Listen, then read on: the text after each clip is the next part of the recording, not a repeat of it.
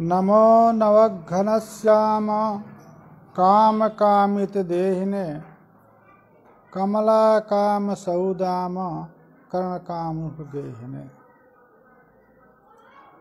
एनेरितः प्रवर्तन्ते प्राणिनः स्वेषु कर्मसु तं वन्दे परमात्मानं स्वात्मानं सर्वदेहिनः। संस्कृत शौर्यम आमुख पटल के संवाहक पंडित प्रवर राजकुमार जी एवं वेदांत शास्त्र के अध्येता सुधीजन पंचदशी ग्रंथ का तृतीय प्रकरण पंचकोश विवेक प्रकरण प्रारंभ हो रहा है। इसके पूर्व तत्व विवेक प्रकरण प्रथम प्रकरण जिसमें आत्म तत्व का विवेक निश्चय अनात् पदार्थ से व्यावृत्ति पूर्वक निश्चय प्रतिपादित किया गया। इसके बाद पंच महाभूतों का स्वरूप और उनसे आत्मा का विवेक कहा गया। इसके बाद जो पंच कोश हैं अन्नमय, प्राणमय, मनोमय, विज्ञानमय और आनंदमय, इन पंच कोशों से विवेक आत्म तत्व का करना है। ये वस्तुतः यही जो अन्नमय, प्राणमय, मनोमय, विज्ञानमय आदि जो कोश हैं, इन्हीं कोशों से आच्छादित होने के कारण आत्म स्वरूप का प्रकाश तथा आत्मा के स्वरूप का निश्चय अद्वय आत्मा के स्वरूप का निश्चय नहीं होता है। अन्नमय कोश के धर्म, अन्नमय कोश जो देह हैं उसके धर्म जरा, मरण, उत्पत्ति, स्थूलत्व, कृशत्व आदि धर्मों का आरोप आत्मा में हो जाने के कारण आत्मा निरवय नित्य शाश्वत होने पर भी अन्नमय कोश के धर्मों का आरोप हो जाने के कारण आत्मा जायते, आत्मा वर्धते, आत्मा अपक्षीयते विनश्यते इत्यादि का आरोप आत्मा में होता है। अब आत्मा अपने को उत्पन्न, वृद्ध, जठर आदि समझता है। एवं प्राण की इंद्रियों के का आरोप आत्मा में हो जाने के कारण मैं देख रहा हूँ, मैं सुन रहा हूँ इत्यादि, मैं काणा हूँ, मैं कुब्ज हूँ, मैं बधिर हूँ, ये भी धर्मों का आरोप आत्मा में। मन के धर्मों का आरोप होने के कारण अहम संकल्पयामि विकल्पयामि, संकल्प विकल्पवान आत्मा हो जाता है। एवं बुद्धि धर्म का आरोप हो जाने के कारण मैं करता हूँ, मैं भोगता हूँ, इन धर्मों का आरोप हो जाता है। अतः उन पंच जो कोश हैं, इन पंच कोशों से विवेक है, विविक्त है आत्मा, यह ज्ञान आत्मस्वरूप के ज्ञान के लिए पंच कोशों का विवेक आत्मा से व्यावृत्ति आवश्यक है। उसी को बता रहे हैं। गुहातीतम ब्रह्म यत् तत् पंचकोश विवेकतः बोद्धुम शक्यम ततः पंच कोश पंचकम विवेच्यते। यतः आत्मतत्त्वं गुहाहितं यो वेद निहितं गुहायां परमो व्योमन। गुफा में निहित है। इस गुफा में 5 आवरण हैं। 5 आवरण से युक्त जो ये गुफा है, उस गुफा में ब्रह्म तत्व निश्चित है। यत ब्रह्म तत्व, जो ब्रह्म गुहाहित है, यो वेद विहितम गुहायाम परमे व्योमन, ये श्रुति है। गुहा माने गुफा। गुफा में जो ब्रह्म तत्व आहित है, वो गुहा के आवरण 5 कोश हैं। अन्नमय, प्राणमय, मनोमय, विज्ञानमय और आनंदमय। अतः उन 5 कोशों से अतिरिक्त आत्मा है, यह निश्चय होने पर ही बोधुम शक्यम। 5 कोशों का 5 कोश आत्मा अतिरिक्त हैं। यह विवेक हो जाने के बाद उस आत्म तत्व का, गुहाहित आत्म तत्व का बोध शक्य है, ज्ञान शक्य है।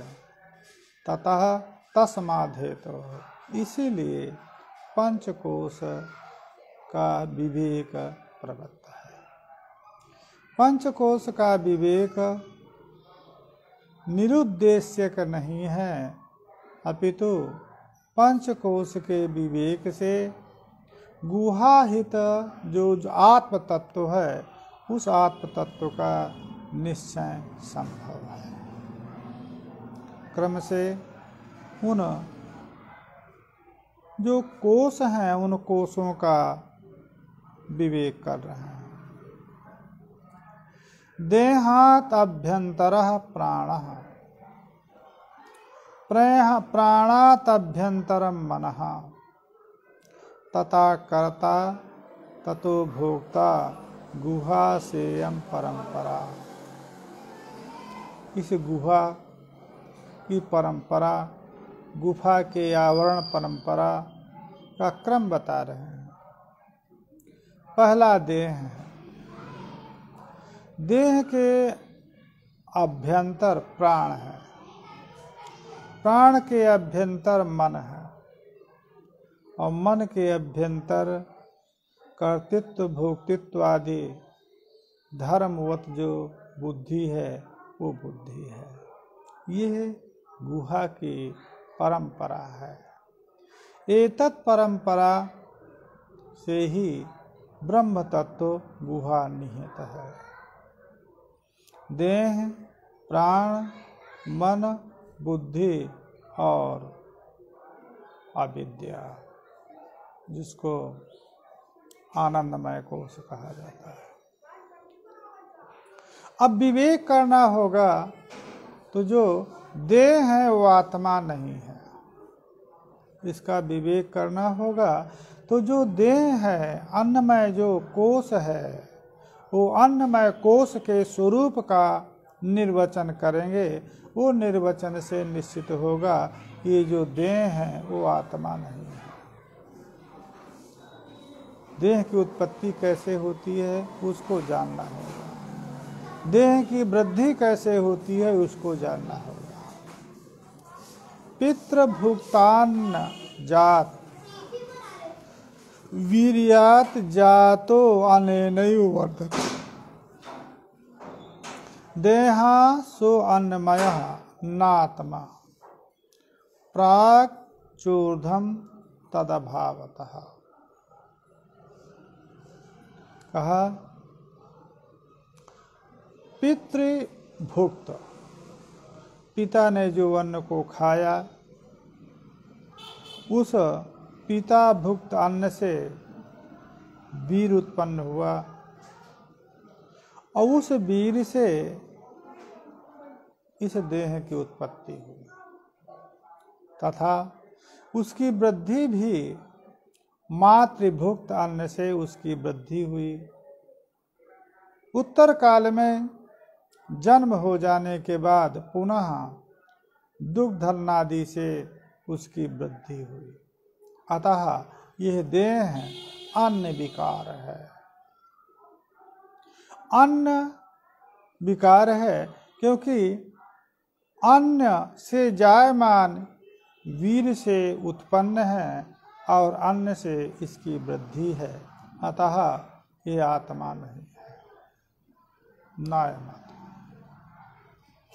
क्योंकि आत्मा जायमान नहीं है, आत्मा वृद्धिशील नहीं है, इसलिए यह जो जायमान है, वृद्धिशील है, अपक्षयशील है, परिणामशील है, वो देह आत्मा नहीं हो सकता है।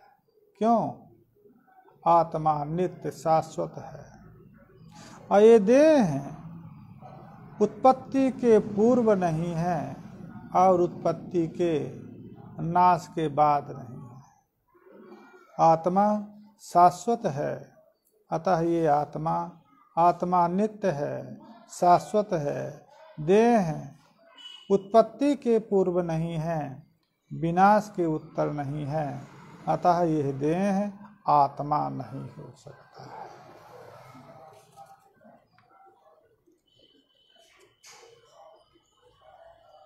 पूर्व जन्मन्यसन नेतद जन्म संपादयेत कथम भावि जन्मन सत्कर्म ना भुंजीति ही संचितम। एतद्देहस्य आत्मा देह रूपस्य आत्मनः पूर्वस्मिन् जन्म असत्वात्। पूर्व जन्म ने असन एतद् जन्म कथम संपादयेत। यह पूर्व जन्म में जब नहीं था देह, तो एतत् जन्म का संपादक कैसे हो सकता है? इसलिए पूर्व में, क्योंकि यह शरीर पूर्व में नहीं था, तो जब यह शरीर पूर्व में नहीं था, एतद् देह रूपस्य आत्मनः पूर्वस्मिन् जन्मनि असत्वात् एतद् जन्म हेतुदृष्टा संभवे अस्य जन्मनो अंगीक्रियमाणत्वात् अकतभ्यासः प्रसज्येत। यदि ये कहें कि यही देह आत्मा है, ठीक है, देह से अतिरिक्त कोई आत्मा नहीं है, तो देह की उत्पत्ति प्रारब्ध कर्म ही देह है। यदि देह के अतिरिक्त इस देह की उत्पत्ति का कारण नहीं माना जाता है, तो देह पूर्व में ये नहीं था। जब पूर्व जन्म में ये देह नहीं था, तो इस जन्म का संपादक अपने इस जन्म का संपादक कैसे होगा? क्यों संपादक नहीं होगा? क्योंकि देह का संपादक, देह का जनक प्रारब्ध है। इस आत्मा से अतिरिक्त यदि कोई, इस देह से अतिरिक्त यदि कोई आत्मा को नहीं माना जाए, तो कर्म का फल ही देह की उत्पत्ति है। यह देह पूर्व जन्म में था नहीं, तो इस जन्म का संपादक कैसे होगा? तथा भाव जन्मनि असत कर्म न भुंजीत।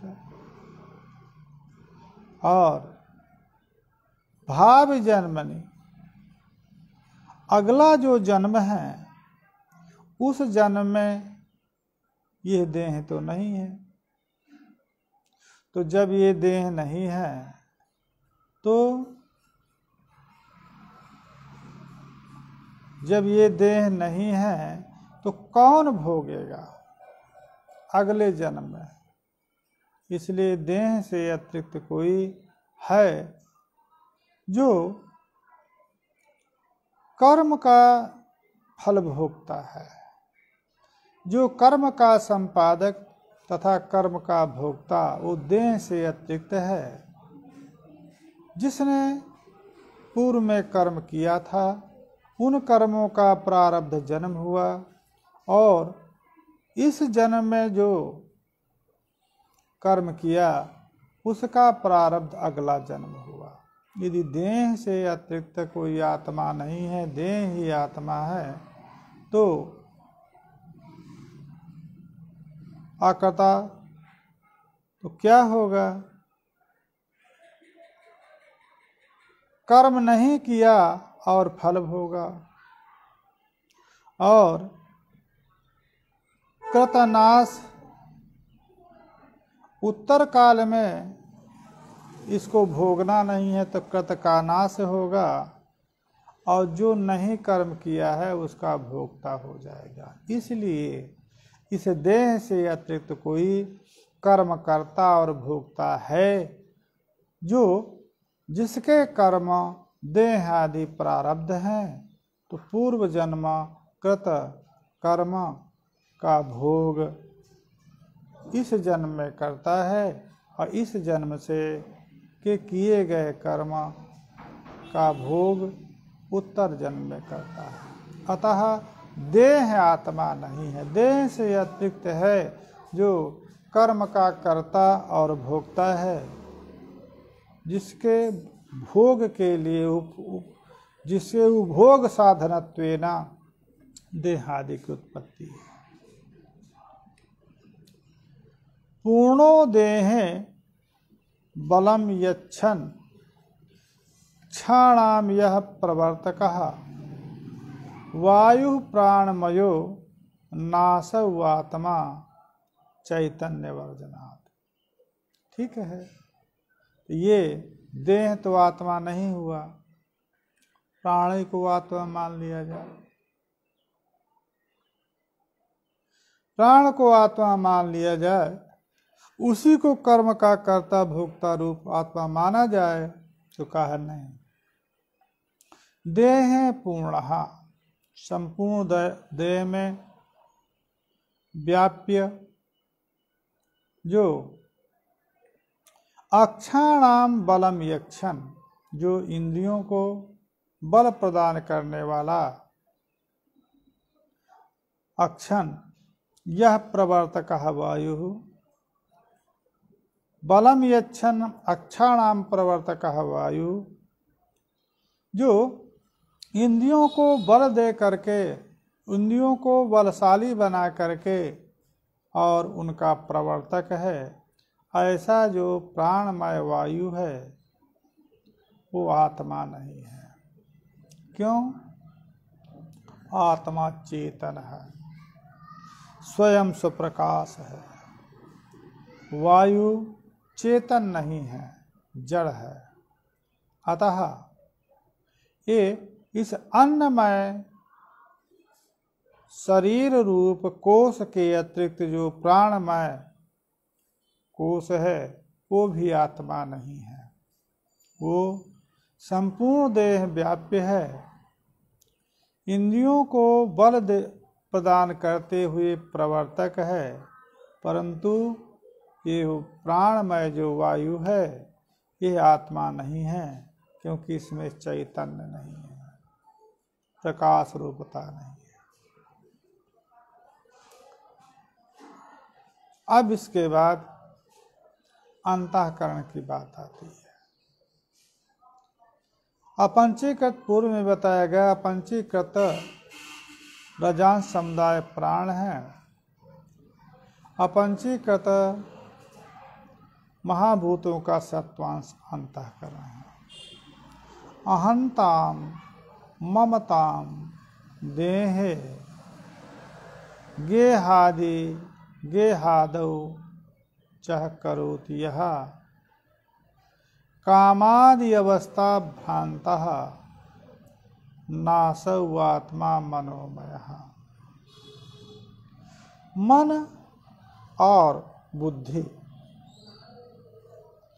ये दोनों, मन और विज्ञान, ये अंतःकरण के परिणाम ही है। अतः उनमें भेद हो करके वस्तुतः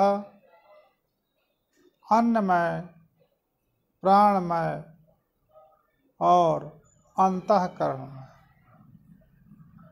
आनंदमय, इन्हीं कोशों को कहना चाहिए।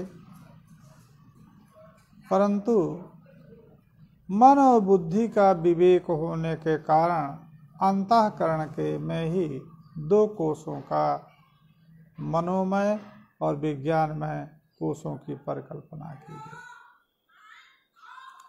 अहंताम ममताम, अहंता अहम अस्मि, ममता मम इदम, देह में अहंता, गेहादि में ममता का प्रतिपादक जो है, जो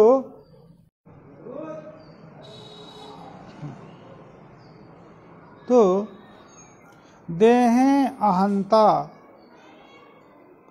और गेहादि में ममता का प्रवर्तक कामादि अवस्था भ्रांता, जो काम क्रोधादि वृत्ति अवस्था है जिसकी, ऐसा भ्रांतः नासौ आत्मा, ये भ्रांत जो मन है वो आत्मा नहीं है। क्यों? हेतु काम क्रोधादि वृत्ति मत्वेन, काम क्रोधादि अवस्था भ्रांत है, इसलिए ये आत्मा नहीं हो सकता है। क्योंकि काम क्रोधादि वृत्तिमत्ता आत्मा में नहीं है। इस मन में काम क्रोध काम आदि अवस्था है और भ्रांत है। इदम करोमि इदम ना करोमि इति संकल्प विकल्पवान है। आत्मा निश्चय वृत्ति है, आत्मा प्रकाश रूप है, उसमें भ्रांतत्व, संकल्प विकल्प, अहंता ममता, काम क्रोधादि नहीं है।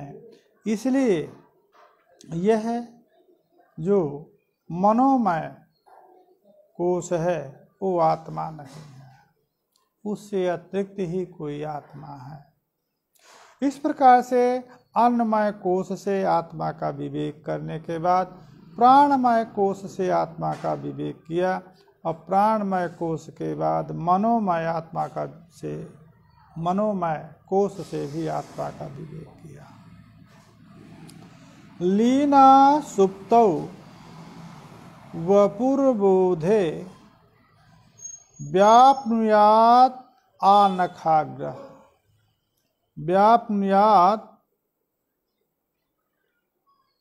व्याप्नुयादनखाग्रह, आनखाग्रह चिच्छायोपेत धी नात्मा विज्ञानमय शब्द भाग तृतीय को बता रहे हैं। धी विज्ञानमय शब्द भाग धी ना आत्मा,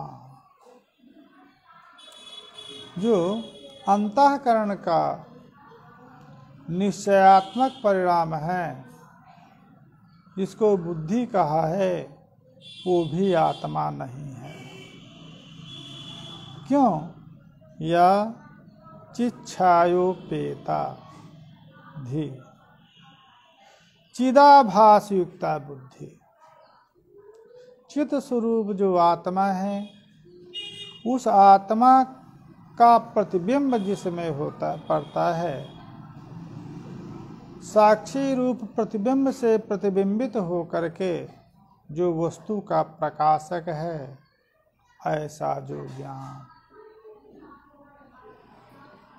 जो ज्ञान सुप्तौ लीना, सुसुप्ति अवस्था में जिस वृत्ति रूप ज्ञान का अंतःकरण परिणाम रूप जो ज्ञान है, वृत्ति है, विज्ञान है, उसका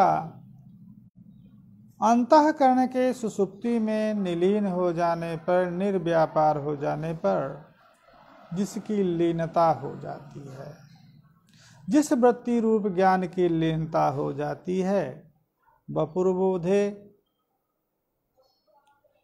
और जब वपु शरीरम सुसुप्तौ लीना, और बोध है जब जागृत हुई, जागरण अवस्था में वपुर व्यापनुयात, व्यापनुयात अनखाग्रह, नख से शिख पर्यंत बोध अवस्था में, जागृत अवस्था में जो शरीर को व्यापित करने वाली है, ऐसी जो बुद्धि है चिच्छाया उपेत, वो आत्मा नहीं है। वो विज्ञानमय शब्द से बोधित जो बुद्धि है वो आत्मा नहीं है। क्यों आत्मा नहीं है? क्योंकि जो आत्मा है उसकी आत्मा की लीनता किसी काल में नहीं है। सुसुप्ति काल में भी चिद रूप आत्मा की स्थिति है। साक्षी रूपत्वेन अंतःकरण के जो माया की वृत्तियां हैं, उन माया वृत्तियों का प्रकाशक है, वो सुसुप्ति अवस्था में लीन नहीं होता है।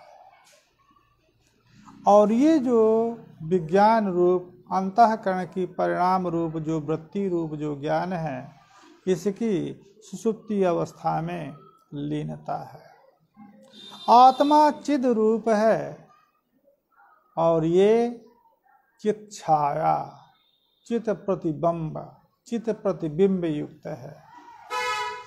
चित प्रतिबिंबित होता है, प्रतिबिंब की उपाधि है ये, और आत्मा चिद रूप है, अतः बिंब रूप है। चिद रूप बिंब रूप है, अतः यह चित प्रतिबिंब उपाधि है बुद्धि, और आत्मा चित प्रतिबिंब है, अतः दोनों का भेद है। अतः ये आत्मा नहीं हो सकता, ये विज्ञानमय कोश है। कर्तृत्व कर्णत्वाभ्याम विक्रियेत अंतः इंद्रियम विज्ञान मनसी अंतर्बहिश्चेते परस्परम। कहा कर्तृत्व कर्णत्व, कर्तृत्वम अंतःकरणस्य, अंतःकरण बुद्धि रूपस्य परिणामस्य। कर्तृत्व अंतःकरण के बुद्धि रूप परिणाम का कर्तृत्व है। कर्णत्व अंतःकरण के मन रूप परिणाम को कर्ण कहा जाता है। इस प्रकार से जो मन है, विज्ञान है, और जो मन है, ये अपने धर्म, विज्ञान का धर्म कर्तृत्व, मन का धर्म कर्णत्व, इन दोनों के द्वारा अंतः इंद्रिय, अंतः इंद्रिय जो मन है उसमें विकार पैदा हो जाता है। स्वयं ये जो अंतःकरण के परिणाम हैं, ये अंतःकरण के परिणाम ही अंतः इंद्रिय के विकृति का कारण है। इसीलिए योग शास्त्र में अंतःकरण के जो परिणाम हैं, चित्त का निरोध, इसीलिए कहा गया चित्त निरुद्ध हो जाने पर, अंतःकरण निरुद्ध हो जाने पर कोई भी बाह्य विषय व्यापारात्मकता परिणाम नहीं होता है। यदि अंतःकरण का परिणाम सांसारिक विषय रूप में, सांसारिक विषय करण रूप में अंतःकरण का यदि विकार होता रहेगा तो अंतः जो इंद्रिय है वो अंतः इंद्रिय में विकार पैदा होगा। वही विकार, अंतः इंद्रिय के विकार पैदा हो जाने पर काम, क्रोध, कामना पैदा होगी, लिप्सा पैदा होगी। काम के पूर्ति न होने पर लोभ होगा, काम होगा। कामना की पूर्ति न होने पर क्रोध होगा। इसलिए अंतः इंद्रिय माने अंतःकरण, यही अंतःकरण, अंतः इंद्रियम माने अंतःकरणम के दो व्यापार हैं। एक संकल्प विकल्पात्मक व्यापार जिसको मन कहा, उसको वो कारण रूपेण, और जिसको निश्चयात्मक व्यापार कहा वो बुद्धि है, विज्ञान है। वो कर्तृत्व रूप में अंतःकरण को ही,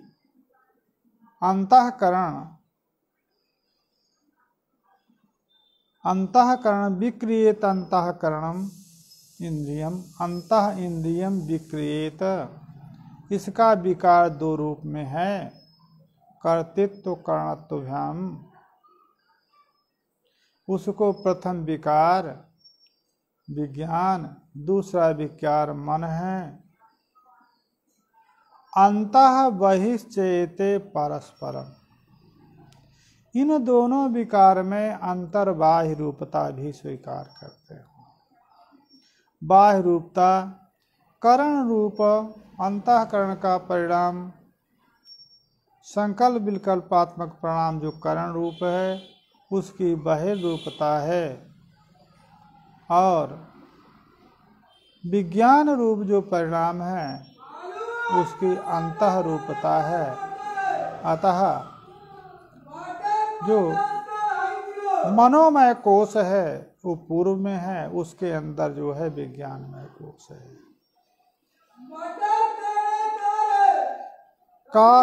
काचित अंतर्मुखा वृत्ति आनंद प्रतिबिंब भाग पूर्ण भोगे भोग शांतौ निद्रा रूपेण लीयते। इसके बाद भोक्ति शब्दवाच आनंदमय, आनंद से अनात्मत्वम दर्शयति। ये जो भोक्ता शब्द से वाच्य जो विज्ञानमय कोश है, इससे भिन्न आत्मा है। कैसे? काचित अंतर्मुखा वृत्ति आनंद प्रतिबिंब भाग पूर्ण भोगे पूर्ण कर्म फलानुभव काले काचित बोधि वृत्ति अंतर्मुखा, कोई काचित अंतर्मुखा वृत्ति, अंतर्मुखा वृत्ति जो आनंद प्रतिबिंब भाग, जिसमें आनंद स्वरूप आत्मा का प्रतिबिंब पड़ता है, प्रतिबिंबित होती है, वो कोई अंतर्मुखा वृत्ति है, जो पूर्ण भोग के सुकृत के उदय हो जाने पर उदित होती है और भोग शांति हो जाने पर वो निद्रा रूप में लीन हो जाती है। सा वृत्ति आनंदमय है, उस वृत्ति को आनंदमय कहा जाता है। अर्थात सुषुप्ति काल में जो अंतर्मुखा वृत्ति है, अविद्या का परिणाम रूप जो वृत्ति है, उसमें आनंद स्वरूप आत्मा का जो प्रतिबिंब पड़ता है, तो वो वृत्ति आनंद प्रतिबिंबित होकर के वृत्ति सुखमयता हो जाती है। परंतु भोग शांत निद्रा रूपेण भोग शांति हो जाने पर जो आनंद प्रतिबिंब भाग जो वृत्ति है, अंतर्मुखी वृत्ति, वो निद्रा रूपेण लीन होती है, निद्रा के रूप में वो लीन हो जाती है। अर्थात जब सुषुप्ति अवस्था आती है, सुषुप्ति अवस्था में इस बुद्धि रूप वृत्ति का परिणाम हो जाता है, आत्मा लीन नहीं होता। अतः लीन होने वाली जो ये वृत्ति रूप ज्ञान है, वो आत्मा नहीं है। काचित अंतर्मुखा वृत्ति।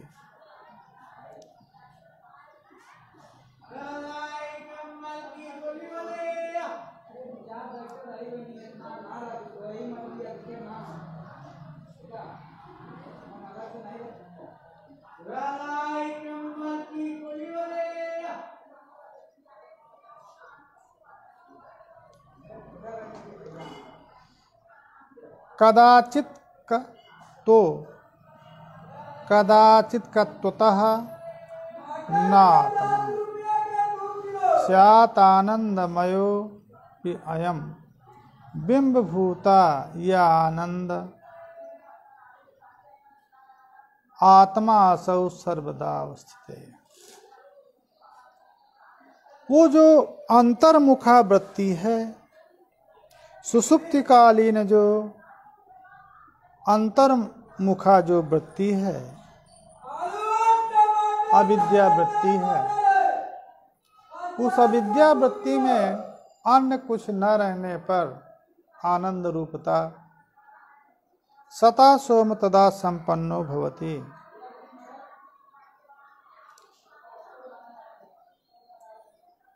उस सुषुप्ति अवस्था में सत स्वरूप आत्मा से सन्निकटता जीवात्मा की होती है।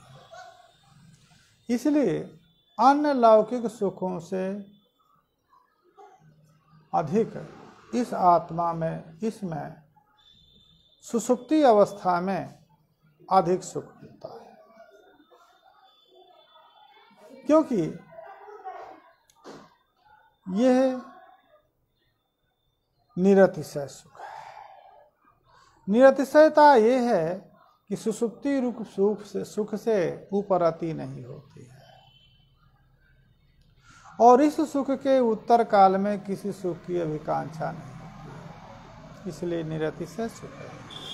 परंतु वो जो वृत्ति है, वो जो सुख है सुषुप्ति का सुख, वो अंतर्मुखा वृत्ति है, आनंद नहीं है, अपितु आनंद प्रतिबिंब भाग है।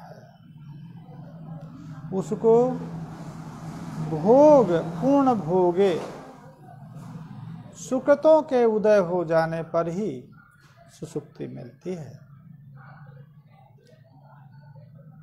निद्रा रूपेण वो जो गाढ़ निद्रा है,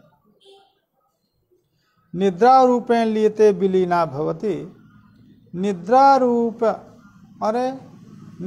रूपेण विलीन वृत्ति माने सुषुप्ति अवस्था उत्तर जो वृत्ति है, वो वृत्ति भोग के शांति हो जाने पर वो निद्रा के साथ ही विलीन हो जाती है। अर्थात जब तक भोग उदय है तब तक अंतर्मुखा वृत्ति सुषुप्तिकालीन जो आनंद प्रतिबिंब भाग वृत्ति पूर्ण उदय होने पर होती है। अपूर्ण भोग परिशांत हो जाने पर निद्रा के साथ ही समाप्त हो जाती है। इसलिए वो भी कदाचित है। कदाचित्वता कदाचित है, अतः न आत्मा। क्योंकि आत्मा सुख स्वरूप जो आत्मा है वो कदाचित का नहीं है, शाश्वत है। ये आनंदमय आनंद प्रतिबिंब भाग जो वृत्ति है, सुषुप्ति अवस्था रूप वृत्ति रूप ज्ञान है, वृत्ति है, सुख है। सुखाकार जो वृत्ति है वो कदाचित है। पूर्ण उदय होने पर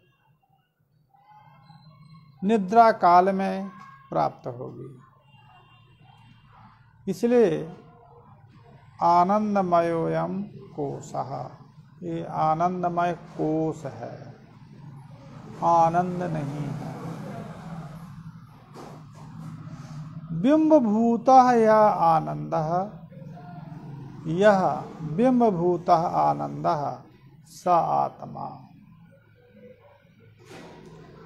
सर्वदा अवस्थित है। वो जो बिंबभूत आनंद रूप जो बिंब है, बिंब आत्मा है, बिंब रूप जो आत्मा है वही आनंद है, वो सर्वदा स्थित है। सुषुप्ति कालीन जो कोश है, जो वृत्ति है, अविद्या का जो सुखाकार परिणाम है, वो आनंद नहीं है, क्योंकि कदाचित है। पूर्ण उदय होने पर, इसीलिए सभी ये निश्चय नहीं है कि सभी को सुषुप्ति मिले। सुषुप्ति बड़े सौभाग्य से प्राप्त होती है। जो सुकृति हैं उन्हीं को सुषुप्ति प्राप्त होती है। अनेक लौकिक वैभव संपन्न जो व्यक्ति हैं उनको सुषुप्ति नहीं मिलती, अपितु दवा खा करके और सोते हैं। बहुत से पापी गण हैं जिनकी निद्रा में ही पूरी रात बीत जाती है। क्यों? पूर्ण उदय होने पर ही सुषुप्ति रूप सुख मिलता है, आनंद प्रतिबिंबता है। कदाचित है, परंतु जो सुख स्वरूप आत्मा है वो कदाचित का नहीं है, वो सर्वदा अवस्थित है। अतः वो आत्मा नहीं है। इस प्रकार से 5 कोशों का निरूपण किया। अन्नमय स्थूल शरीर, प्राणमय कोश, मनोमय कोश, विज्ञानमय कोश, आनंदमय कोश। ये 5 कोश आत्मा नहीं है, अपितु इनसे अतिरिक्त ही कोई आत्मा है। इस प्रकार से इनके धर्म यदि आत्मा में प्रतीत हो रहे हैं तो वह तात्विक है, तो वास्तविक नहीं है। ननु देहम उपक्रम्य निंद्रा आनंदांत वस्तुषु मा भूत आत्मत्वम अन्यस्तु न काश्चित् अनुभूयते। अब पूर्ण प्रश्न है, ये ठीक है। जो आपने 5 कोशों का विवेक किया, अन्नमय, निद्रा, आनंद आदि वस्तु में, अन्नमय, प्राणमय, मनोमय, विज्ञानमय, आनंदमय, इनमें आत्मा नहीं है। तो इस देह आदि को छोड़ करके निंद्रा, आनंद वस्तु में यदि आत्मा नहीं है, वो भी आत्मा नहीं है। देह आत्मा नहीं है, प्राण भी आत्मा नहीं है, मन भी आत्मा नहीं है, विज्ञान भी आत्मा नहीं है, और आनंद भी, मय कोश भी आत्मा नहीं। तो आत्मा क्या है? अन्यत्र तो आत्मा का कहीं अनुभव है नहीं। देहावच्छेदेन आत्मा का अनुभव होता है, प्राणावच्छेदेन आत्मा का अनुभव होता है, मनावच्छेदेन आत्मा का, विज्ञानावच्छेदेन आत्मा का अनुभव होता है, परंतु इनमें सब ये तो आत्मा है नहीं। तो अन्य कहा आत्मा, अन्य कौन सा आत्मा है? ये तो अनुभूत है। देह में आत्मत्व बुद्धि अनुभूत है, प्राण में आत्मत्व बुद्धि अनुभूत है, परंतु यदि ये आत्मा नहीं है तो इनसे भिन्न आत्मा का तो अनुभव ही नहीं है, वो अनुभव का विषय ही नहीं है। तो जो देह इंद्रियादि, देह प्राण मन विज्ञान सुषुप्ति से अतिरिक्त अनुभव जिसका ही नहीं होता, ऐसा आनंदमय आत्मा चिद्रूप आत्मा में क्या प्रमाण है? पूर्व पक्षी का प्रश्न है। ठीक है, उत्तर में कह रहे हैं, बाढ़म निद्रादयाः सर्वे अनुभूयन्ते न चैतरः तथापेते अनुभूयन्ते येन तमको निवारयेत। ठीक कहा। निद्रादि का अनुभव होता है, देह है, निद्रा है, सुषुप्ति, इनका अनुभव होता है। इससे अतिरिक्त कोई अनुभव का विषय नहीं है, किसी का प्रत्यक्ष नहीं होता, इससे अतिरिक्त आत्मा का प्रत्यक्ष नहीं होता। बाद हम स्वीकार करता है। ये जो आपका प्रश्न है कि देह इंद्रियादि का अनुभव होता है, इससे अतिरिक्त का अनुभव नहीं होता है, ये तो ठीक है, परंतु इनका अनुभव जिसके द्वारा होता है, इनका प्रकाश जिसके द्वारा होता है, उसको कौन वारण करेंगे? क्यों? देह का जो अनुभव है, देह का जो प्रकाश है, निद्रा का जो अनुभव है, निद्रा का जो प्रकाश है, वो स्वयं तो है नहीं। देह स्वयं से प्रकाश है नहीं, निद्रा स्वयं से प्रकाश है नहीं। तो इनका जो प्रकाशक है, इनके स्वरूप ज्ञान का जो हेतु है, उसका निवारण कैसे करेंगे? यदि अनुभूत हो रहे हैं देह आदि, तो इसके अनुभव का हेतु कोई प्रकाश है, वो तमेव भान्तम अनुभाति सर्वम तस् भाषा सर्वमिदं विभाति। जिसके प्रकाशित होने पर ही ये सभी प्रकाशित हैं, जिनको अनुभव का विषय आप मान रहे हैं। तो इनका अनुभव तभी होगा जब वो पदार्थ रहेगा जो इनका प्रकाशक है। तो इनके प्रकाशक यदि इनका अनुभव होता है, तो इनके अनुभव का जो हेतु है उसका निवारण नहीं कर सकते।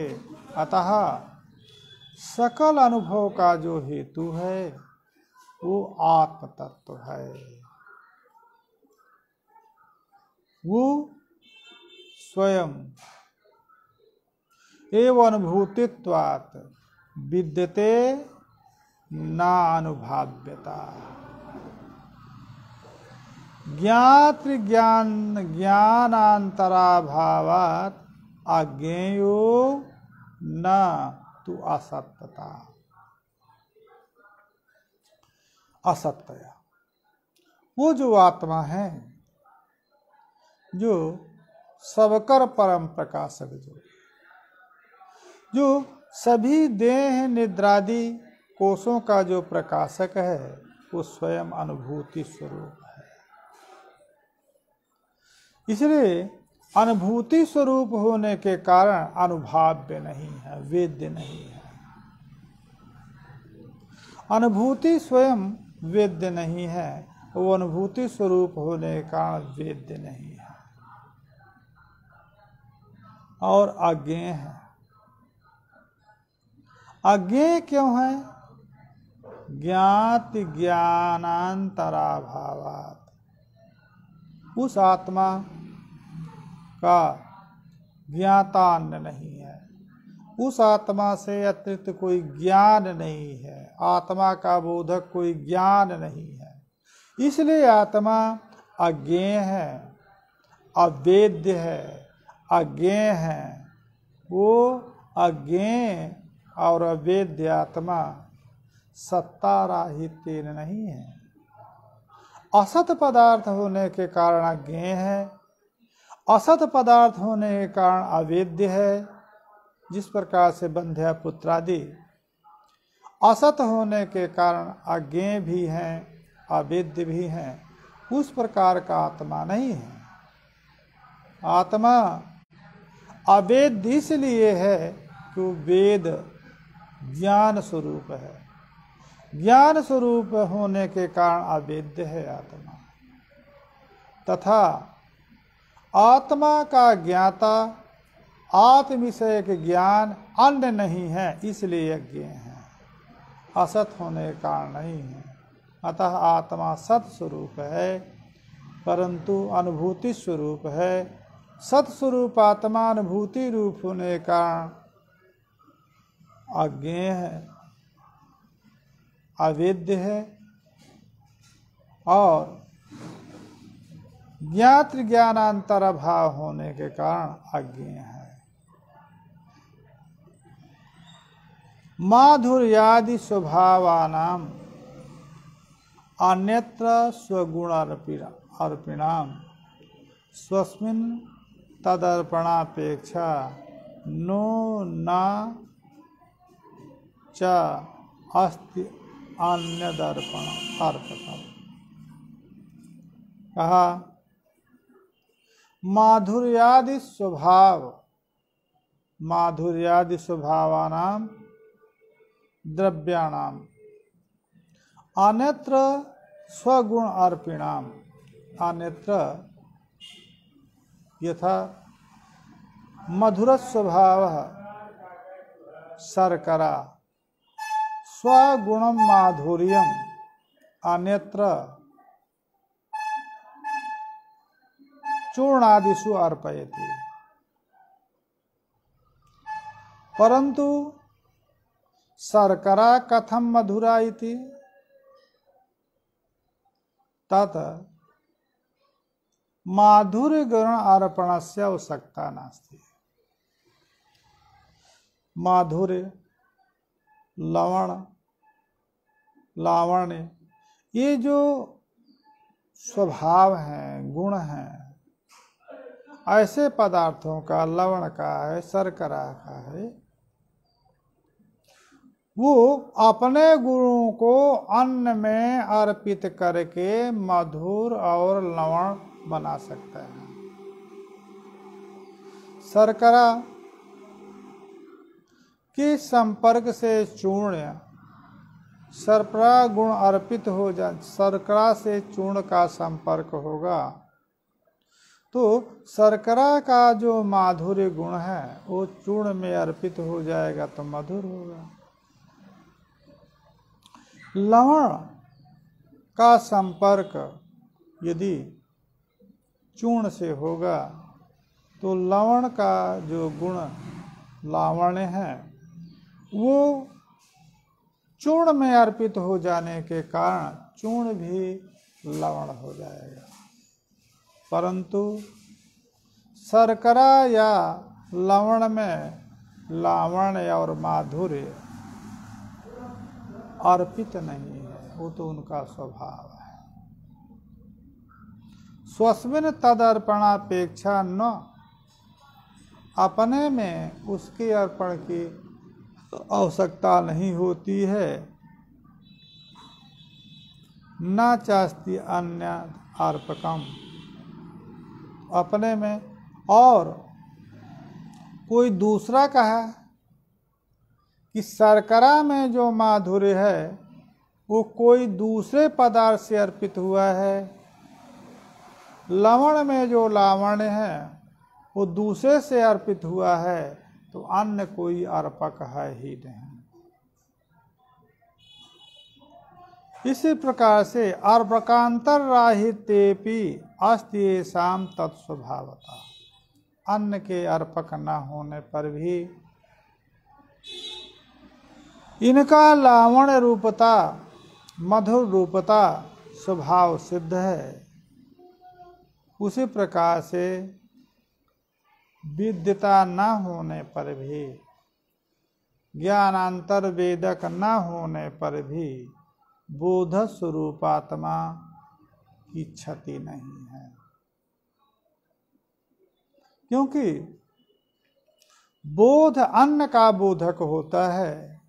बोध के लिए बोधांतर की आवश्यकता नहीं है। उसी प्रकार से आत्मा में अवेद्यता रहने पर भी, अवेद्यता इसीलिए आत्मा में है कि बोध रूप है, ज्ञान रूप है। तो अन्य प्रकाश के लिए बोध की आवश्यकता है, परंतु जो स्वयं स्वप्रकाश रूप है, स्वयं ज्योतिर्भवत्येष पुरोस्मात् भासते खिलात् तमेव भान्तम अन्वेति तद्भासा भासते जगत्। अत्रयं पुरुषः स्वयं ज्योतिः अस्मात् सर्वस्मात् पुरतः सो विभातम् तमेव भान्तम अनुभाति सर्वम इत्यादि श्रुति। स्वयं ज्योति भवत्येष पूर्वस्माद् भासते अखिलम् तमेव भान्तम अन्वेति तद्भासा भासते जगत इत्यादि श्रुतियां जिस आत्मा को स्वयं स्वप्रकाश रूप बोधित कर रही हैं, उस आत्मा के प्रकाश के लिए, ज्ञान के लिए ज्ञानांतर की आवश्यकता है। और यदि वो ज्ञानांतर से ज्ञेय होता आत्मा, तब आप कह सकते थे कि आत्मा अविद्य है, आत्मा नहीं है, आत्मा अनुभव का विषय नहीं है। अनुभव का विषय न होना तो आत्मा का गुण है। जो स्वयं अनुभव स्वरूप है, वो अनुभव का विषय न होना ही उसका गुण है। एनिदं जानते सर्वं तम केनन्येन जानताम विज्ञातम केन विद्यात सक्तम वेदितु साधनम।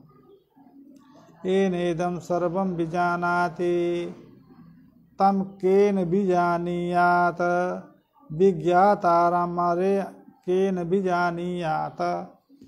जिससे